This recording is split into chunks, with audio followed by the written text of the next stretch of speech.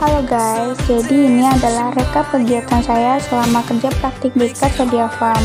Kegiatan utama saya di bidang admin yaitu merekap data customer dan merespon customer yang bertanya di WhatsApp maupun di Instagram.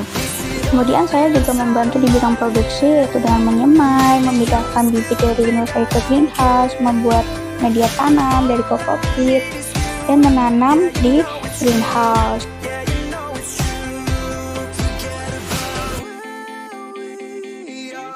Kemudian di sini ada lebah, yaitu fungsinya untuk mengawinkan antara bunga jantan dan bunga betina. Kemudian ada juga cara manual, yaitu dilakukan oleh manusia untuk mengawinkan bunga jantan dan bunga betina. Ini juga melakukan perawatan supaya tanaman tetap sehat dan terjaga.